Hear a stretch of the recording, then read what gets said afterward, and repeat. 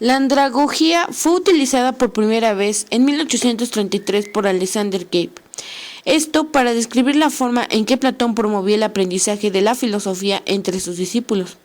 Principalmente recomendaba que tuvieran al menos 40 años de edad. ¿Pero qué es andragogía? Andragogía es el arte de la ciencia que ayuda a los adultos a aprender, tomando en cuenta como un ente psicológico, biológico y social. Es por ello que la andragogía es considerada como la disciplina que se ocupa de la educación y el aprendizaje de los adultos. Ante eso, Malcolm Knowles es considerado como el padre de la educación de los adultos. Knowles expresa que los adultos aprenden de manera diferente que los niños. Por eso, existen 4 supuestos de la andragogía. Primera, los adultos desean y establecen una tendencia hacia la autodirección a medida que maduran. 2. La experiencia de los adultos son un recurso abundante para el aprendizaje. 3. Aprenden con el fin de resolver problemas, necesidades y asuntos de la vida real. Y 4. Aprenden con base a competencias para aplicar los conocimientos y habilidades recién aprendidas. Pero, ¿cómo es la aplicación de la andragogía en el aula? Los educadores andragógicos deben contar con ciertas características. Deben de tener una conciencia clara de las necesidades de sus educandos. Deben de asumir un rol de facilitador del aprendizaje. Deben considerar necesidades específicas de los tipos de educandos.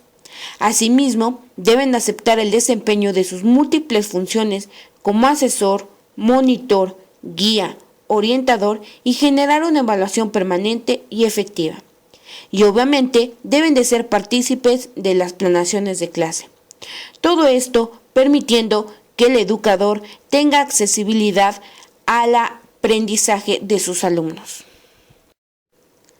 ¿Pero qué diferencia existe entre la andragogía y la pedagogía? La andragogía centra su atención en el alumno y no en el profesor. La andragogía permite desarrollar el constructivismo, en donde el proceso del conocimiento es una construcción por parte del sujeto. Y el conductismo está basado en la realidad, en donde el mundo está conformado por pautas, hábitos y reglas que el individuo debe asimilar. Con base a todo lo mencionado, analicemos la película El estudiante. En esta película, el protagonista principal es Nacho. Él es un hombre de 50 años que ingresa a la Universidad de Guanajuato para estudiar literatura. Cuando él entra por primera vez al salón de clases, lo confunden con un profesor. Incluso, causa extrañeza entre los compañeros que un hombre de esa edad tome clases con jóvenes.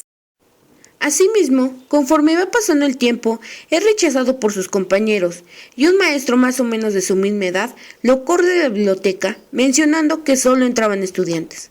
Chano, muy contento, saca su credencial y pregunta: ¿y yo qué soy? Esta misma acción se vuelve a repetir cuando el profesor trata de montar la obra de teatro, excluyéndolo de la actividad, pensando que él no tenía las mismas capacidades que sus compañeros.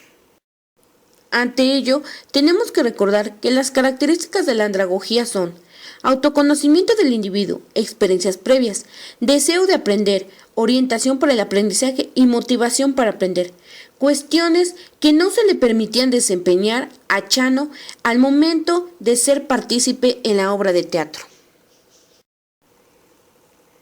Conforme fue pasando el tiempo, Chano se fue integrando con sus compañeros, en donde se fue generando un intercambio de experiencias, no olvidando que todo participante puede convertirse en un recurso para el otro. Por ello, a pesar de su edad, Chano ayuda a sus compañeros a expresar sus sentimientos y emociones a través de una máscara. Todo esto recordando que la práctica andragógica no solo desarrolla actitudes, acciones, sino también aptitudes. Toman en cuenta que el alumno es un ser integral y no alguien que solo va a la escuela, ya que al asistir a ella cuenta con experiencias previas y necesidades. Por ello, en conclusión, la andragogía permite al alumno ser autónomo, aprendiendo a resolver situaciones conflictivas y complejas, asimilando mejor los conocimientos y competencias, aprendiendo por sí mismo.